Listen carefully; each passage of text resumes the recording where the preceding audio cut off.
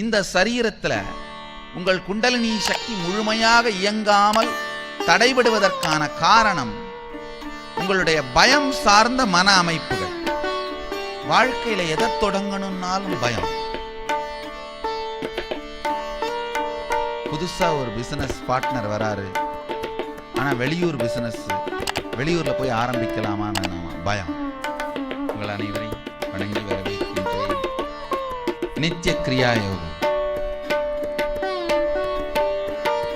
கிரியை அப்படிங்கிற இந்த வார்த்தையை புரிந்து கொள்ளுங்கள். நம் எல்லோருக்குள்ளும் இருக்கின்ற மிகப்பெரிய சக்தியை விழிக்க வைக்கின்ற அறிவியலுக்குத்தான் கிரியைன்னு பேர். வாழ்க்கையுடைய அடிப்படையான சில சத்தியங்கள். நீங்கள்லாம் நினைக்கிற மாதிரி இந்த வெறும் உடம்பு கிடையாது. நீங்கள் இந்த உடம்பு உங்களுடைய 5இல் 1 பாகம்தான். 5இல் 1 பாகம்தான் இந்த உடம்பு. ஸ்தூல சரீரம், அதாவது இரத்தமும் சதையும் எலும்பாலுமான இந்த உடம்பு, இது உங்களுடைய 1 பாகம்தான். இதனுடைய சுகம் துக்கம், இதனுடைய நன்மை கேடு, இது உங்கள் வாழ்க்கையோட 1 பாகம்தான். அதனாலதான் இந்த 1 பாகத்தை எப்பவும் சுகத்திலேயே வச்சிருந்தீங்கன்னா கூட வாழ்க்கையில முழுமை இருக்காது. ஏன்னா உங்களுடைய 1 பாகத்தை தான் சுகத்துல வச்சிருக்கீங்க. 1 பாகத்தை சுகத்துல வச்சா மட்டும் வாழ்க்கை சுகமாகி விடாது. உங்களுடைய 5 பாகங்கள் நல்லா தெரிஞ்சுக்கோங்க. உங்களுடைய 2வது பாகம் உங்க பிரீதிங் ஸ்ட்ரக்சர், அதாவது சுவாச ஓட்டம்.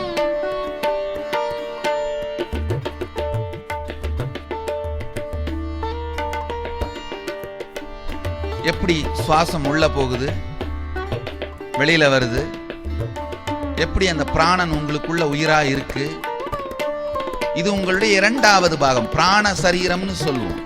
இந்த உடம்பு மாதிரியே அது உங்களுடைய 1 பாகம். 3வது பாகம் உங்களுடைய எண்ண ஓட்டம், மனம். காரணம் இல்லாம 24 மணி நேரம் ஓடிட்டே இருக்கும் பாருங்க. ஏன் ஓடுது, எதுக்கு ஓடுது, என்ன பண்றீங்க, எதுவும் தெரியாது. கிராமத்துல வயக்காட்டுல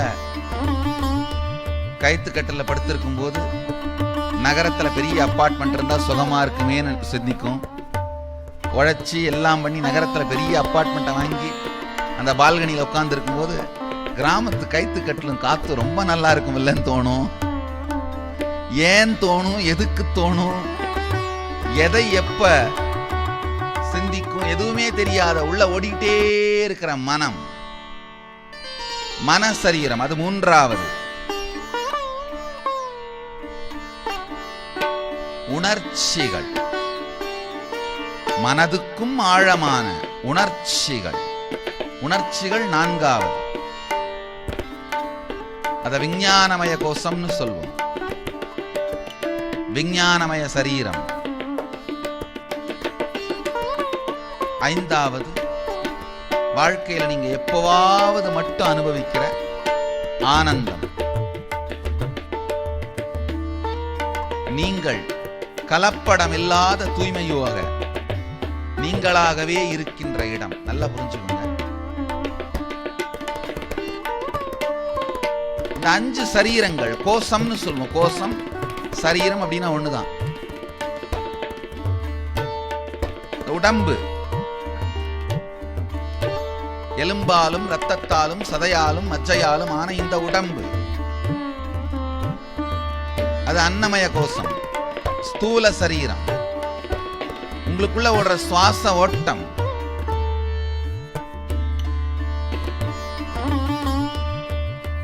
அது பிராணமய கோஷம், பிராண சரீரம். உங்களுக்குள்ள ஓடிட்டே இருக்கிற மன ஓட்டம், எண்ண ஓட்டம், மனோமய கோஷம், மன சரீரம். உங்களுக்குள்ள ஓடுற உணர்ச்சிகள் விஞ்ஞானமய கோஷம். உங்களுடைய ஆன்மா ஆனந்தமயமா இருக்கிற ஆன்மா ஆனந்தமய கோஷம். அந்த ஆனந்தமயம் ஆன்மான்னு சொல்ற அந்த சக்தி தான் பல்வேறு விதத்துல சதாசிவன், இறைவன், கடவுள், குண்டலினி அப்படின்னு வேற வேற பேரால நாம சொல்ற சக்தி உங்களுடைய 5வது சரீரமான ஆனந்தமய கோஷமும் ஆன்மாவும் தான். உங்க எல்லாருக்குள்ளேயும் அது இருக்கு. ஏழை, பணக்காரன், உயர்ந்த ஜாதி, தாழ்ந்த ஜாதி, இந்த மதம், அந்த மதம், ஆண், பெண், அலி, குழந்தை, வயதானவர், பணக்காரர், ஏழை என்கின்ற எந்த பாகுபாடும் இல்லாமல், நல்லவன் கெட்டவன் என்கிற பாகுபாடு கூட இல்லாமல், எந்த பாகுபாடும் இல்லாமல் உங்கள் எல்லோருக்குள்ளும் இந்த 5 சரீரமும் இருக்கின்றது.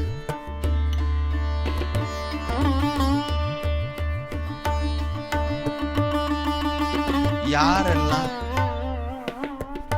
அந்த சக்தியை 5வது சரீரமாக இருக்கிற குண்டலினி சக்தி ஆனந்தமய கோஷத்தை விழிப்படைய செய்து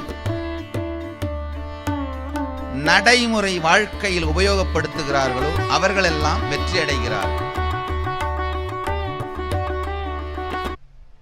ஆழ்ந்து தெரிஞ்சுக்குங்க. சூக்ஷ்மம் இதுதான், வேற ஒண்ணுமே இல்லை. யாரெல்லாம்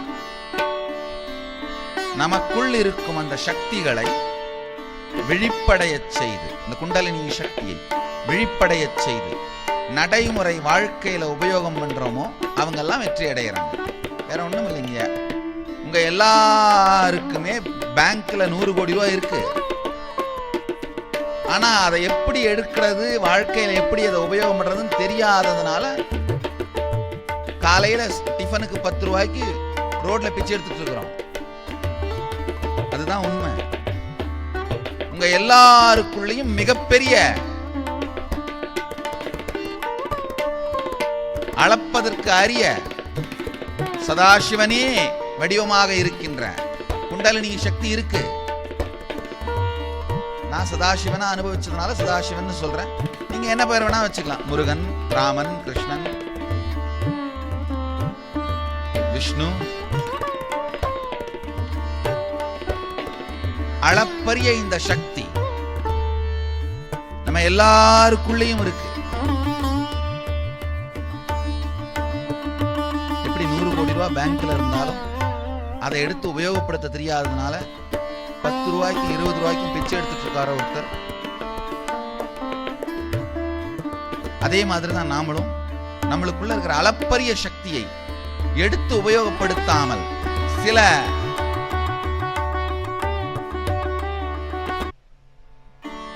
சிறு சிறு செயல்களுக்கு கூட, ஒரு சாதாரண தலைவலி வயிற்று வலிக்கு கூட யாராவது தீர்வு கொடுக்க மாட்டாங்களான்னு டாக்டரா ஏறி இறங்கிட்டு இருக்கோம்.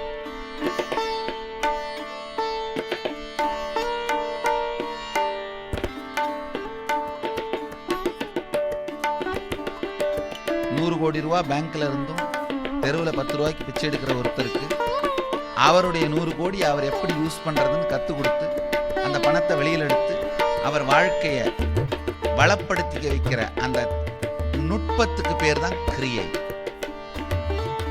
அவருக்கு நாம் அதை கத்துக் கொடுக்கிறது தான் கிரியை. அதே மாதிரி தான் உங்களுக்குள்ள இருக்கிற அளப்பரிய குண்டலினி சக்தியை எடுத்து உங்க தினசரி வாழ்க்கையில உடல் நலமாகவும் மனநலமாகவும் இனிமையான உறவுகளாகவும் ஆனந்தமாகவும் நீங்க எப்படிலாம் அதை வெளிப்படுத்தணும்னு நினைக்கிறீங்களோ. சில பேர் 100 கோடி ரூபாய் இருந்தா பெரிய ஒரு வீடு கட்டி கார் வாங்கிப்பாங்க. சில பேர் வீடு கட்டி கார் வாங்கி வயல்வெளி தோட்டமெல்லாம் வாங்கி போடுவாங்க. சில பேர் எதுக்குப்பா வேலை, பேங்க்ல இருக்கட்டும், வர வட்டியில சாப்பிட்டு இருக்கலாம் படுத்திருப்பாங்க. எப்படி வேணா பண்ணலாம். ஆனா அதை உங்கள் வாழ்க்கையை வளப்படுத்துவதற்கு உங்களுக்கு கற்றுத்தரும் நுட்பம் தான் இந்த கிரியை. உங்களுக்குள்ள பொங்குற சக்தியை, எப்போதும் இருக்கின்ற குண்டலினி சக்தியை வெளிப்படைய செய்து நீங்க அதை உங்கள் வாழ்க்கையில் உடல் நலமாகவும் மனநலமாகவும் பொருளாதார வளமாகவும் இனிமையான உறவுகளாகவும் ஆனந்தமாகவும் உபயோகப்படுத்திக் கொள்வதற்கு, அதை வாழ்வதற்கு உங்களுக்கு கற்றுத்தரும் நுட்பம் தான் இந்த கிரியை. அதுதான் நித்திய கிரியா யோகம். இந்த 5 சரீரத்தையும் தன்னுடைய கட்டுப்பாட்டில் வைத்திருப்பவர்கள் தான் 5ஐயும் ஆள்பவர்கள். பாஞ்சாலின்னு மகாபாரதத்தில் ஒரு வார்த்தை உண்டு. திரௌபதிக்கு பாஞ்சாலின்னு பேரு. இந்த 5 சரீரம் தான் 5 பாண்டவர்கள். ஸ்தூல சரீரம் பீமன், பிராண சரீரம் அர்ஜுனன், மனசரீரமும் விஞ்ஞானமய கோஷமும் அதுவும் தான் நகுல சகாதேவன். ஆனந்தமய கோஷம் தான் Yudhishtiran. 5ஐயும் ஆள்பவள் Panchali.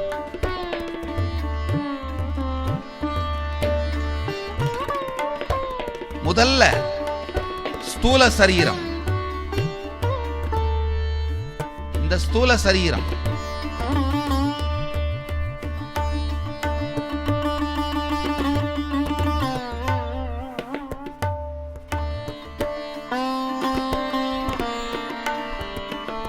Physical body English சொல்லுவோம், அன்னமய கோஷம். இந்த சரீரத்துல உங்கள் குண்டலினி சக்தி முழுமையாக இயங்காமல் தடைபடுவதற்கான காரணம் உங்களுடைய பயம் சார்ந்த மன அமைப்புகள். வாழ்க்கையில எதை தொடங்கணும்னாலும் பயம். புதுசா ஒரு பிசினஸ் பார்ட்னர் வராரு, ஆனா வெளியூர் பிசினஸ், வெளியூர்ல போய் ஆரம்பிக்கலாமா வேணாமா, பயம்.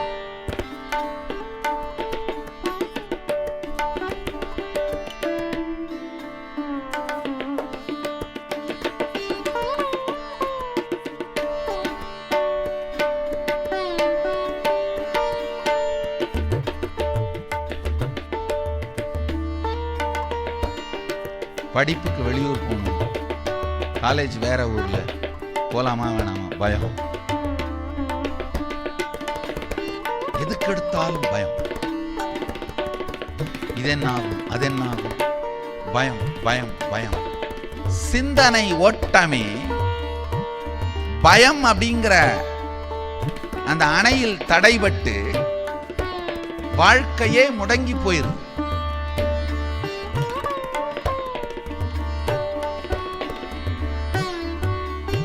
அப்ப என்ன நினைக்கிறோம்னா, பாதுகாப்பான விஷயங்கள்ல மட்டும் தலையிடலாம்னு நினைக்கிறோம். பாதுகாப்பான விஷயங்களை மட்டும் செய்யலாம் நினைக்கிறோம். உலகத்திலேயே ரொம்ப பாதுகாப்பான இடம் எது? சுடுகாடு தான். அதுக்கு மேல ஒண்ணும் பண்ண முடியாது. ரொம்ப பாதுகாப்பா இருக்கணும்னு நினைச்சீங்கன்னா எதுதான் பெஸ்ட் இடம்? சுடுகாடு தான். நம்ம வாழ்க்கையே அப்படிதான் அமைச்சுக்கிறோம். பாதுகாப்பு என்கின்ற பெயராலே வாழ்க்கையை அழித்து விடுகின்றோம். இந்த பயம் சார்ந்த மன அமைப்பு நல்லா தெரிஞ்சுங்க.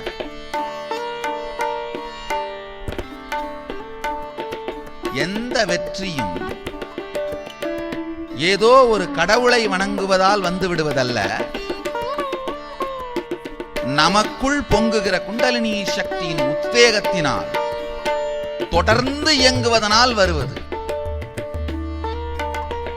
கடவுளுடைய சக்தி எதுக்குன்னா அந்த குண்டலினி சக்தியை உயிர்ப்பிக்க வைக்கதான்.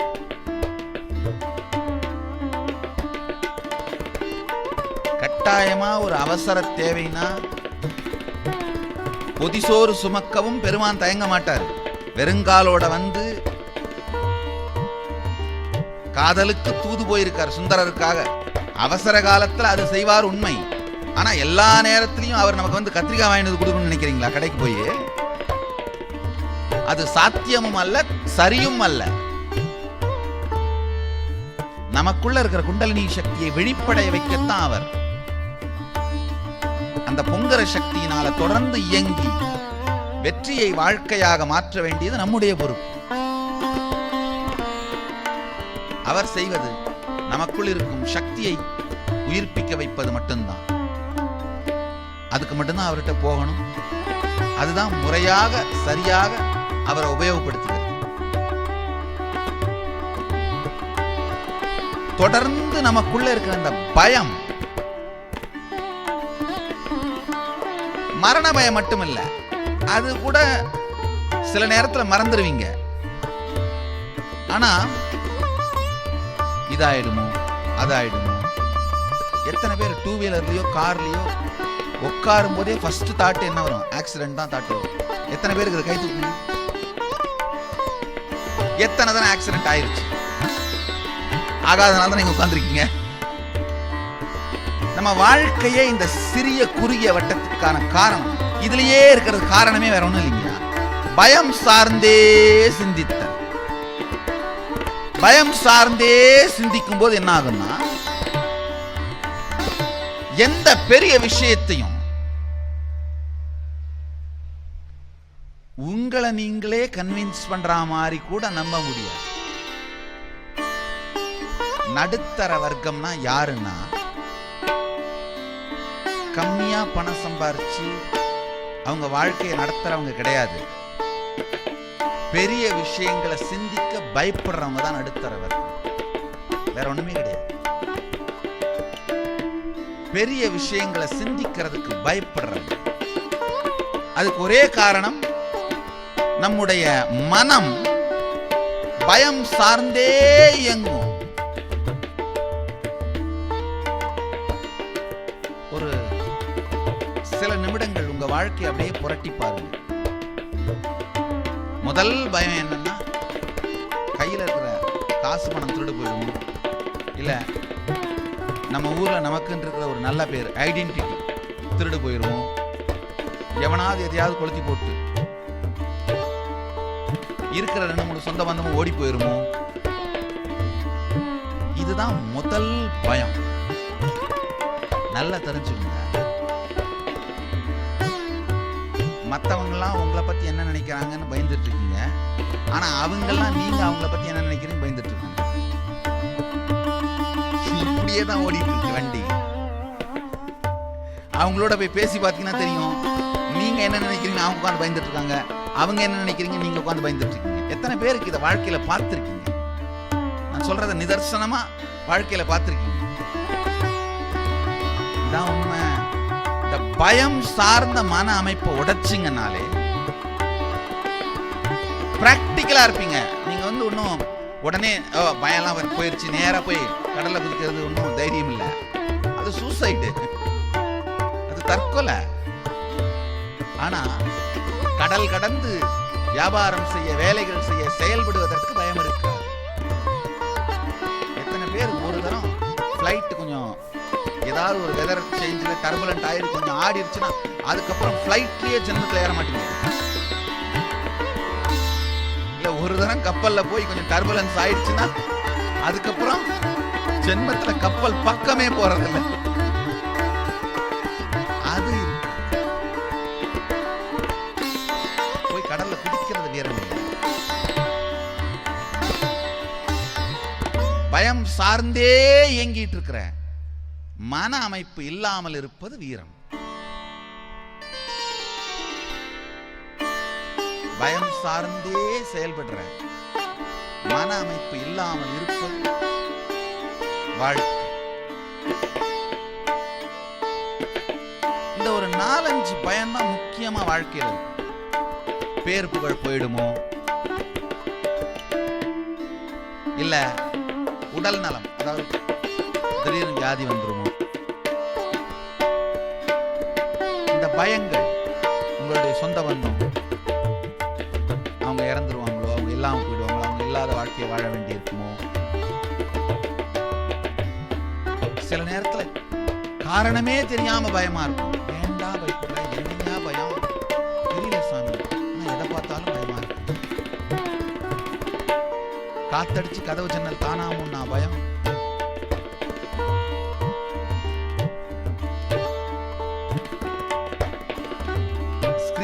வந்துருச்சா பயம்? காரணம் இல்லாத பயம். பயமே சிந்தனை உணர்வாக இருந்தா யாரு வேணா உங்களை ஏமாத்திட்டு போயிட்டே இருக்கு. யாரு வேணா உங்க வாழ்க்கையை தூக்கிட்டு போயிட்டே இருக்கு. உங்களுக்குள்ள பொங்குற சக்தியை, எப்போதும் இருக்கின்ற குண்டலினி சக்தியை வெளிப்படைய செய்து நீங்க அதை உங்கள் வாழ்க்கையில் உடல் நலமாகவும் மனநலமாகவும் பொருளாதார வளமாகவும் இனிமையான உறவுகளாகவும் ஆனந்தமாகவும் உபயோகப்படுத்திக் கொள்வதற்கு, அதை வாழ்வதற்கு உங்களுக்கு கற்றுத்தரும் நுட்பம் தான் இந்த கிரியை. அதுதான் நித்திய கிரியா யோகம்.